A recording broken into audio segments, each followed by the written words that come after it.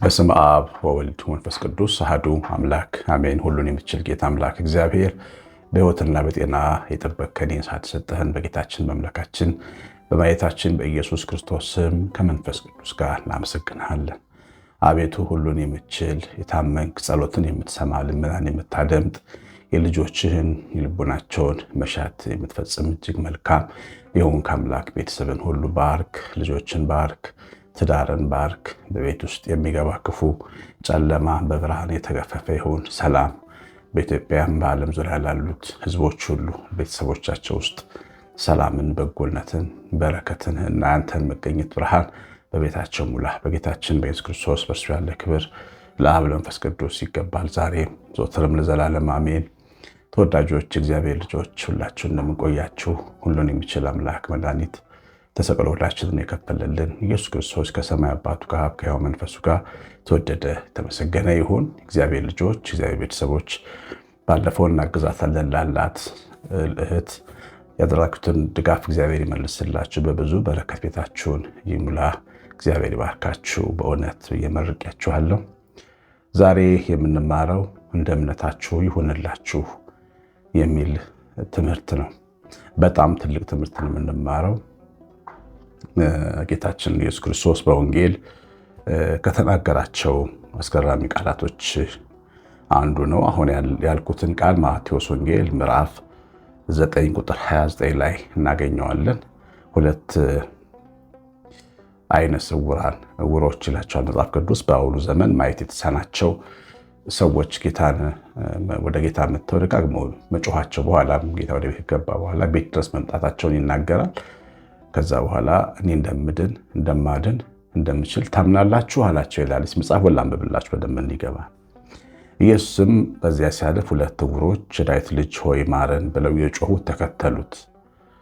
ወደ ቤትም በገባ ጊዜ ዕውሮቹ ወደ እርሱ ቀረቡ። ኢየሱስም ይህን ማድረግ እንድችል ታምናላችሁን አላቸው። አዎ ጌታ ሆይ አሉት። በዛ ጊዜ እንደ እምነታችሁ ይሁንላችሁ ብሎ ዓይኖቻቸውን ዳሰሰ፣ ዓይኖቻቸውም ተከፈቱ። አሁን ተመልከቱ፣ እነዚህ ሁለት አይነ ስውራን ጌታ ጋር የመጡት ጌታችን አይነ ስውር ማብራት ይችላል ብለው አምነው ነው። ብለው ብቻ አይደለም ባፋቸው በልባቸው አምነው ነው የመጡት። ይሄ እንግዲህ አንዱ ነው። ሌላው እዚሁ ምዕራፍ ላይ ማቴዎስ ወንጌል ምዕራፍ 9:18 ላይ አንድም ሰው አንድ መኮንን ልጄ ሞተች እጅን ጫንባት ትነሳለች ብሎ እንደመጣም ታያላችሁ። አው ቃሉ ስታነቡት በጣም ቀላል ነው የሚመስለው። አንድ ልጅ የሞተበት አባት ወደ ጌታ መጥቶ በልጅን ጫንባትና ከሞት ቀስቅሳት ብሎ ማመን ቀላል ነው? እስቲ እናንተ ንገሩኝ።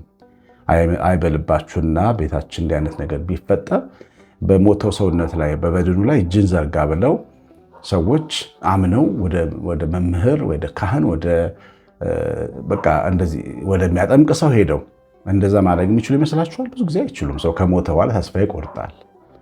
የእምነትን ግን ምን ያህል ብርታትና የእምነትን ጥንካሬ የምታዩት ሰዎች የሞተባቸውን ሳይቀር ከሞት እንደሚነሱ አምነው ነው ወደ ጌታ የመጡት። ቀደም ብሎ የነበረው የእምነት አባት አብርሃም ልጁን እንዲሰዋለት ሲነግረው ቀደም ባለው ጊዜ ዘርህ እንደ ሰማይ ከዋክብት እንደ ምድር አሸዋ ይሆናል ብሎታል። ስለዚህ ይሄ ዘር ነው የሚበዛው፣ ይሄ ዘር ነው ኮከብ የሚሆነው፣ ይሄ ዘር ነው እንደ አሸዋ የሚበዛው። ግን ደግሞ ሄጄ አርጄ ሰውቸው አቃጥዮ አመዱን ይዤ አልመለስም። ለምን? ይሄ ዘር ይበዛል ብሎኛል ጌታዬ። ጌታ የታመነ ነው፣ ከሞት ያስነሳልኛል ብሎ እኮ ነው ይዞት ወደ ሞሪያ ተራራ የወጣው። ትንሣኤውን አምኖ ነው የሄደው። በእውነትም ሳይሞት ልጁ በሕይወት ተመልሶለታል። እንደ ተስፋው ቃልም እንደ ከዋክብትና እንደ ምድር አሸዋ በዝቶለታል። እና ይኸውላችሁ አሁን ዛሬ የጥንቃቄ ትምህርት ነው የምንማረው። ዛሬ የጥንቃቄ ትምህርት ነው። እምነት የሚባለውን ጌታ ኢየሱስ ክርስቶስ እንደ እምነት ይሁንልህ እንደ እምነትሽ ይሁንልሽ እያለ የተናገረላቸውን እነዛ ሰዎች ልብ ውስጥ የነበረውን ያንን መንፈሳዊ ኃይል በጥንቃቄ ነው መማር ያለብን። ምክንያቱም ሁለት አይነት ኃይል አለ፣ ሁለት እምነት አለ በሰው ልጅ ሕይወት ውስጥ። አንደኛው እምነት በጎ እምነት ነው፣ በእግዚአብሔር ችሎታ ላይ የተደገፈ እምነት ነው። አሁን ሁለቱ አይነ ስውራን እንደተጠየቁት ነው። ሁለቱ አይነ ስውራን ያመኑት በራሳቸው ችሎታ አይደለም። ዝም ብለው ደግሞ በቃ አንድ ኃይልን አይደለም የሚያምኑት። አሁን ስለ እምነት የሚያስተምሩ ብዙ ዘመናዊ መምህራን አሉ። አንድን ኃይል እመኑ የሚሉ ለምሳሌ ዩኒቨርስን እመኑት ይላሉ። ስለዚህ ስታምኑ ነገሩ ወደ እናንተ ይመጣል፣ ትስቡታላችሁ ብለው ያስተምራሉ። ይሄ እምነትን የሚያፋልስና እምነትን ወደ ሌላ አቅጣጫ ጠምዝዞ የሚጥል ጠላት በሰው ልጆች ላይ የሰራው ተንኮል ነው፣ ሐሳብ ነው። ስለዚህ ሰው ምን የሆነ አንዳች ኃይል አምኖ የሚመጣ ሰው አለ፣ በራሱ ላይ ደግሞ የሚያምን አለ። እርግጠኛ ሆኖ ደግሞ እግዚአብሔርን ኃይሉን የሚያምን ሰው ደግሞ አለ። እንግዲህ ይሄ በተለይ በሁለት እንከፍለዋለን። እግዚአብሔርን የሚያምን እምነትና ከእግዚአብሔር ተቃራኒ የሆነውን የሚያምን እምነት አለ። ይኸውላችሁ መጽሐፍ ቅዱስ እግዚአብሔር መልካም ነው፣ በመከራም ጊዜ መሸሸጊያ ነው ይላል። ስለዚህ ከእግዚአብሔር የሆነ ሁሉ በጎ ለማዳን ነው ፈቃዱን ቅዱስ ጳውሎስ ሲናገር እግዚአብሔር በጎ ፈቃድ ሰው ሁሉ እንዲድን ነው ይላል። በጎ ነው ፈቃዱ፣ ውጤቱም ሰው እንዲድን ነው። ስለዚህ የእግዚአብሔር ፈቃድ በጎ ስለሆነ በእግዚአብሔር ላይ ያለን እምነት ሁሌ ውጤቱ በጎ ነው። ከሞተም ሰው ይነሳል፣ የታመመም ሰው አይኖቹ ይበራል፣ መሄድ የማይችለው ሰው መራመድ ይችላል፣ ችሏል፣ አይተናል። እግዚአብሔር በጎ ስለሆነ ተቃራኒውን ማመን ደግሞ ይዛን የመጥፎውን እምነት ውጤት ተካፋይ ሊያደርግ ይችላል። ለዚህ ነው የዛሬውን ትምህርት ጥንቃቄ ይዘን ልንማረው ይገባል ብዬ ያሰመርኩበት እና እስቲ በመጀመሪያ ስለ መልካሙ እምነት እንማር። በእግዚአብሔር ላይ ስላለው እምነት ይህን ሰው ስታዩት መኮንኑ ወደ ጌታ መጣ። ማቴዎስ ወንጌል ምዕራፍ 9:18 ላይ ያለው ልጄ ሞታለችና እጅን ጫንባት አለው። ከዛ ሲመጣ ቤት ብዙ ግርግሮች ነበሩ፣ ለቅሶ ነበር፣ ጩኸት ነበረ። የዚህን 100 አለቃ ሰው እምነት ይሄ ጩኸት አልረበሸውም። ይገርማችኋል። ጩኸት ብቻ እንዳይመስላችሁ መግነዝ የሚገንዙ ሰዎች አሉ። ሳጥንና ወይም ደግሞ ቃሬዛ የሚጠርቡ የሚያዘጋጁ ሰዎች አሉ። ኦልሬዲ ይህች ልጅ ገንዘዋት ሊሆን ይችላል እና ነገሮች ይፋጠናሉ። ሰው ከሞተ በኋላ ወደ መቃብር እንዲሄድ ይቸኮላል። ለምን? ሰውነቱ ይበሰብሳል። እነዚህ ነገሮች ሁሉ ይህንን 100 አለቃ አልረበሹትም። ወደ ጌታ እንዲመጣ አልከለከሉት። አንዳንዶቹ ወደ መቃብር ቆፋሪዎች ሄደው መቃብር እንዲቆፍሩ አዘው ይሆናል። መርዶ እንዲናገሩ ከቤተሰቡ የተወሰኑት ክፍሎች ሄደው ይሆናል፣ ሌላ ዘመድ እንዲናገሩ። እሱ ግን የመጣ ወደ ጌታ ወደ ኢየሱስ ክርስቶስ ነው እና በዙሪያው ካሉት ሰዎች በተለየ ልዩ ሰው እሱ ነው። ጌታን አመነ፣ ችሎታውን ከሞት የሚያስነሳ መሆኑን አመነ። ስለዚህ እንደ እምነቱ ሆነለት፣ ልጁ በሕይወት ተመለሰችለት። ስለዚህ እንደ እምነት ሆነ ማለት ነው። ስለዚህ እግዚአብሔር ሰውን በእሱ ላይ ባለው እምነት ላይ እንደ እምነቱ ነው የሚያደርግለት። ያ ማለት የታመመ ሰው እኔ አልሞትም፣ እድናለሁ፣ አልሰቃይም፣ ካልጋ እነሳለሁ፣ እግዚአብሔር ይህን ያደርጋል ካለ ያ ሰውዬ እንዳለው ካልጋው ይነሳል፣ ሳይሞት በሕይወት ወደ ቤቱ ይመለሳል። በጣም ብዙ ጠንካራ ሰዎች እንደዚህ ሆነው አይተናል። በጣም በእግዚአብሔር የሚያምኑ እናት ስትሮክ አድርገው ወደ ፈረንሳይ አካባቢ ልጅ አላቸው። እዛ በሄዱበት ነው ስትሮክ ያደረጉት። 90 ምናምን ዓመታቸው ነው። ግን እግዚአብሔር በጣም የሚወዱ ጠንካራ ሴት ናቸው። በኢትዮጵያ ሀገር ሲኖሩ መንግስትን ያገለገሉ ናቸው። ስትሮክ ጥሏቸው እነሳለሁ ብለው ሐኪም ቤት የገቡት እግዚአብሔር ያስነሳኛል ብለው። መቼም 90 ዓመት ከሞላ በኋላ አጥንቴ ይሰበራል፣ አለቀልኝ፣ ተስፋ ቆርጫለሁ ነው እኮ ሰው የሚለው አይደል? እንኳን 90 ዓመት አይደለም የእኛ እናቶች 65 ዓመት ሲሞላቸው በቋሚያ ነው የሚይዙት። እሳቸው ግን ጠንካራ ነበሩና ሐኪም ቤት ገብተው ቆመው ሐኪም ቤት መውጣት ቻሉ። ስትሮክ ይዟቸው ማለት ነው።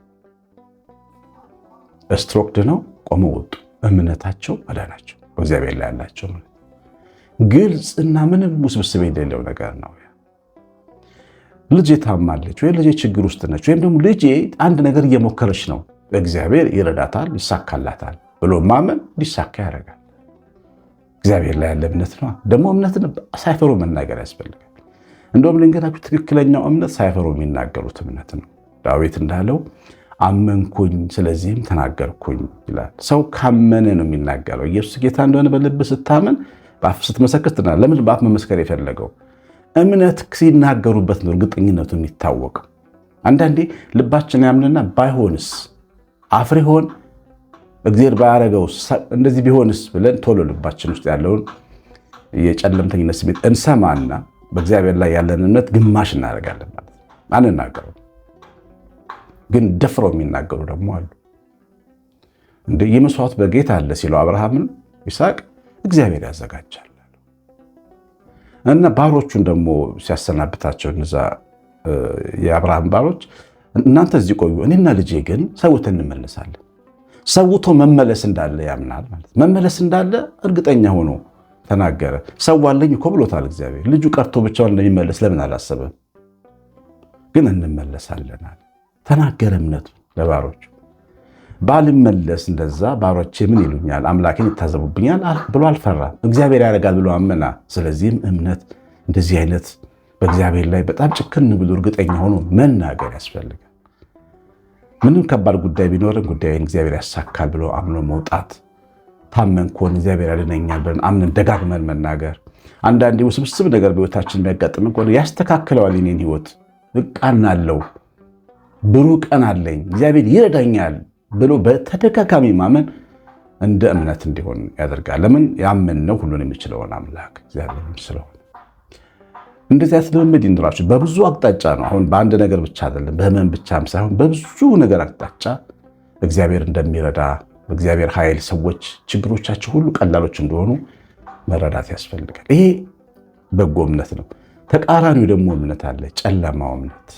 ብዙ ጊዜ ወርሶን የምንኖረው በተለኛ ኢትዮጵያውያን መነሻው ምን እንደሆነ እኔ አላውቅም፣ ግን ማህበራዊ ባህላችን ይሆናል ብዬ ገምታለሁ። በጣም ጨለምተኝነት የሞላበት እምነት በውስጣችን አለ እና ለምሳሌ አንድ ቦታ ቢያመን ብዙ ቦታ እናሳፋለን እምነቱን። እንደው እዚህ ጋር ያወጋኛል፣ ጉልበቴን ቆረጠመኝ፣ አጥንቴን ያዘኝ፣ እንደዚህ ያዘኝ ሲዘን እናገኛለን። እምነታችንን ነው የምንኖረው።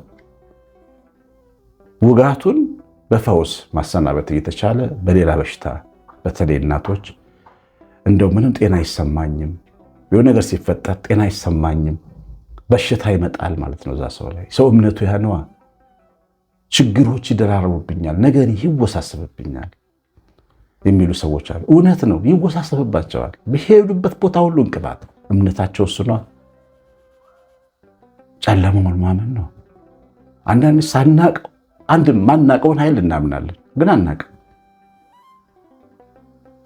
አለመሆንን አለመከናወንን የምናምን ሰዎች አለ። እኔ ትዳር አይሆንልኝም፣ የሆነ ወንድ ይመጣል ይሄዳል፣ የሆነ ወንድ ይመጣል ይሄዳል። አንድ ወንድ ሁለት ወንድ መጥቶ ከሄደ በቃ ህይወት ውስብስብ እንደሆነ አድርገን ማመን እንጀምራለን። ውስብስቡን ስናምን ህይወት ይወሳሰባል። ለምን? ወንጌሉ እንደ እምነት ይሆንልህ እንደ እምነታችሁ ይሆንላችሁ ስለሚል።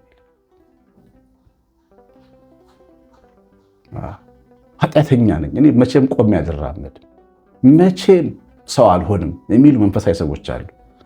የትህትና ንግግር ይመስላችኋል ንግግራቸው፣ ግን አደገኛውን ጨለማ ማመን ነው። እግዚአብሔር ይቀድሳል ብሎ ማመን እነሱ ዘንድ የለም። የክርስቶስ ኢየሱስ ደም ከኃጢአት ያድናል፣ ንስሐ ገብቼ ብቆርብ እቀደሳለሁ ብሎ ማመን የለም። ኃጢአተኛ ነኝ ብሎ ያምናሉ፣ ኃጢአተኛውን ይቀጥላል። ሰው እንደ እምነቱ ነው የሚሆነው። ኃጢአተኝነትን ማወቅ እና ኃጢአተኝነትን ማመን ይለያያሉ። ማወቅ ኃጢአተኞች ነን፣ እንደ ሰው ብዙ ነገር እናደርጋለን። ግን ኃጢአትን የሚቀድስ ደግሞ ምሕረቱ እሱን የሚያክል አምላክ ደግሞ ሰማይ ላይ አለ። ኃይሉም ችሎታውም ቀድም እንደተባለ አይነ ስውሮች እንዳያዩ የሚያደርግ አምላክ መቀደስ ይችላል ብሎ ማመን ነው እምነት የሚባለው። የለም እኔ ቆሻሻ ነኝ፣ እኔ አረባም አልጠቅምም ብለን ማንጠቅም ሰዎች ሆነን ልንቀር እንችላለን። እምነታችን ሲሆን ያ ነገር ማለት ምናምነውን ነገር መጠንቀቅ አለብን። እግዚአብሔር ሰው አላምንም የምንል ሰዎች ሁል ጊዜ ሌባና አስቸጋሪ ሰው ነው የሚያጋጥመን። ምክንያቱም እኛ ዘንድ የሚታመን ሰው ስለሌለ መታመን የማይገባው ሰው ነው የሚከበን። እምነታችን እሱ ነው። ደግሞ የዋሆች እንደው ልባቸው ክፍት ሰዎች አሉ። አንድ ወዳጅ አለኝ፣ በጣም ይገርመኛል የዋህነቱና ሰው ሲያምን በጣም ሰው ያምናል። ክፍትፍት ያለ ነው ህይወቱ። መኪና ውስጥ ብር ምናምን አስቀምጦ ትቶ ነው የሚወርደው። መኪና ጣቢያዎቹ እሱን ሲያከብሩት ልነግራቸው አልችልም። ምክንያቱም እምነቱ ሰዎቹ አይነኩብኝም ጨዋዎች ናቸው ብሎ ነው የሚያምናቸው። ሌቦች እንኳን ቢሆኑ እሱን ሊሰርቁት አይችሉም። እንደውም በጣም ያከብሩታል። አመነን ሰው አረገን ብሎ ያስባሉ። ሰውን የሚያምኑ ሰዎች፣ በቅንነት ሰዎች ብዙ ታማኝ ወዳጆች ያገኛሉ። የሚጠራጠሩ ሰዎች፣ ሰውን ሁሌም ተጠራጣሪ ሰዎች አሉ። ሰውን በመጠራጠር የሚያምኑ እነሱ ሰዎች ታማኝ ሰዎችን አያገኙም። እምነታችን ሁልጊዜ በሕይወታችን ይሆናል ማለት ነው። እንደ እምነታችሁ እንላችሁ ይላል ወንጌል። ስለዚህ የምናምነው ከእግዚአብሔር ኃይልና ከጌታችን ከኢየሱስ ክርስቶስ ቸርነት፣ በጎነት ጋር በተገናኘ ምንም ነገርን ቀላል አድርጎ ማየት መልመድ ያስፈልጋል። እሱ እምነት ይባላል። አምነው ሞቱ የተባሉት እሱን አምነው ነው አባቶቻችን። እግዚአብሔር ይችላል፣ ያደርጋል፣ ይምራል፣ ያሻግራል፣ ይታደጋል፣ ይጠብቃል፣ ይባርካል፣ ይቀድሳል፣ ይቅር ይላል ብለው አምነው እኮ ነው ብዙ ምክንያቶቻቸውን አሸንፈው።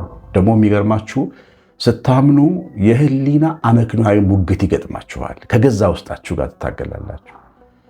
ያመንከው ማንን ነው? ምንድን ነው? እንዲህ አይነት እምነት አለ ወይ ይላችኋል። ሙሴ አትጩህብኝ፣ አትጩህብኝ፣ በትርህን አንሳና ባህሩን ምታው ሲለው እግዚአብሔር የኤርትራ ባህር በበትር ይከፈላል ብሎ ማመን ነበረበት። ሙሴ ግን እግዚአብሔር ይችላል ብሎ ስላመነ አደረገው፣ ውሃው ተከፈለ። አሁን እሱ ነው በትር ባህር ይከፍላሉ ወይ ብላችሁ አይምሯችሁን ብትጠይቁት በአመክንዮ ሞኞች ናቸው፣ እንደዚህ አይነት ነገር የለም ነው የሚላችሁ። ስለዚህ የገዛ ልባችን የውስጣችን አመክንዮ ነው እምነታችንን መጀመሪያ የሚገዳደርብን። እሱን አሸንፈን ከወጣን ቀጥሎ ደግሞ ውጭ ያለው ነገር የሚስቁብን የሚቀልዱብን ሰዎች ሊመጡ ይችላሉ። ለምሳሌ ያ ኢያኢሮስ የተባለ የምኩራብ አለቃ ጌታ ኢየሱስ ይዞት መጣ ወደ ቤት እና ልጁ ሞታበት ዋይ ዋይ ዋይ ዋይ ይላሉ። አታልቅሱ ተኝታለች እንጂ አልሞተችም ሲል ጌታ ሳቁበት ይላል። ደግሞ ተጨማሪ በውጭ እምነታችን ላይ የሚስቁ ሰዎች አሉ። ተስፋችሁን እግዚአብሔር ላይ ያላችሁን እርግጠኝነት የሚቀልዱበት ሰዎች፣ ቤተሰቦች ይገጥሟቸዋል። እስቲ አንተ አምላክ እንዲያርግልህ የሚሉ ድሮ በልጅነታችን እንደሚሉ ጫማ ይግዛልህ እስቲ እግዚአብሔር፣ እስቲ አንተ እግዚአብሔር እንዲያርግልህ ዳቦ ይግዛልህ ይሉኝ ነበር ቤተሰቦች። እግዚአብሔር ያውቃል ስላቸው ያንን እምነት መቋቋም፣ ያንን ተጽዕኖ መቋቋም ያስፈልጋል እግዚአብሔርን አምኖ ለመቀጠል። ውጫዊ ተጽዕኖ ቤተሰብ፣ ትዳር አጋር፣ ልጆች፣ ጓደኛ በእምነታችን ላይ ሊቀልሉ ይችላሉ። በተቻለ መጠን እምነታችንን በጥንቃቄ መያዝ ያስፈልጋል። ሳይፈሩ መናገር፣ ግን ደግሞ ብዙ አታውሩ፣ ተናራችሁ ዝም በሉ በቃ አለቀ። እና በጣም ትልቅ ነገር ነው። እግዚአብሔር ይረዳል ብሎ መውጣት በጣም ትልቅ ነገር ነው። ከአንድ ሰው ጋር ልጅ ለማሳደግ አዶፕት ለማድረግ ይፈለገና ሄደን ተሰብስበን ባህር ዳር የሚባል ሀገር ሄድንና ወደ ተቋም ገባን። ልጆች ህፃናቶች ወዳሉበት ተቋም ገባና ያ ሰው የሚያሳድጋትን ህፃን ልጅ ሄደ፣ ሳመ፣ አያት፣ ፎቶ ተነሳ፣ አቀፋትና አሁን ሄዳችሁ ፍርድ ቤት ጉዳዩን ጨርሳችሁ ነው ብለው ፋይል አስይዘው ወረቀት ሰጥተው ወደ ፍርድ ቤት መሄድ ጀመርና ስንሄድ አንድ ሰው ከኋላችን የተከተለ ግቢውን እስክንወጣ ድረስ ቀሲስ ይሄ ነገር እኮ ሳምንት ይቀጥሯችኋል፣ ያስቸግሯችኋል፣ ከባድ ነው ይለኛል። እኔ ነው የሚለኝ። እኔ ከፊት መመራው መንገዱንና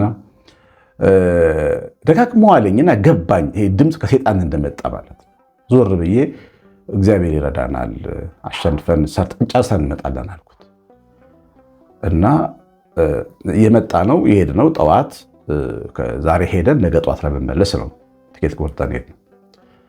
ስንሄድ ያው ወደ ፍርድ ቤት ስንሄድ እንደተባለው አንዲት ዳኛ ጋር ደረስን።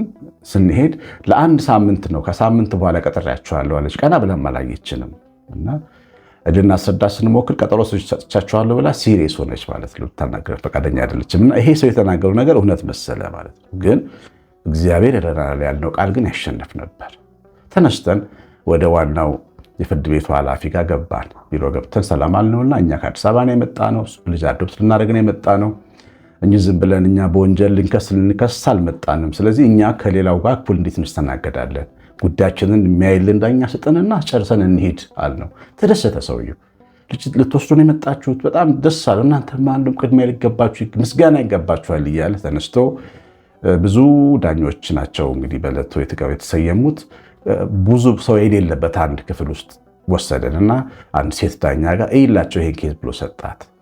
ሴትየዋ ልክ እኛ ስንገባ ኦርቶዶክሳዊት ሴት ነች። እኔ ስታየኝ በጣም ተደሰተች። ቀሲስ አሸናፊ ላይ የሚጓጓው ዘማሪ ምናምን ብላ በጣም ለእኔ ያላትን ፍቅር ተናገረች። በጣም እንትን ሆነች። ዳኛ መሆኗ ረሳችሁ እዛ ጋር ከዛ ተቀበለች፣ አየችውና ትጽፋለች። ውሳኔ ማለት ነው። እንደ ዳኝነቱ ቆማ ማነህ ለምን ትወስዳለህ አልጠየቀቻቸው ሰዎች።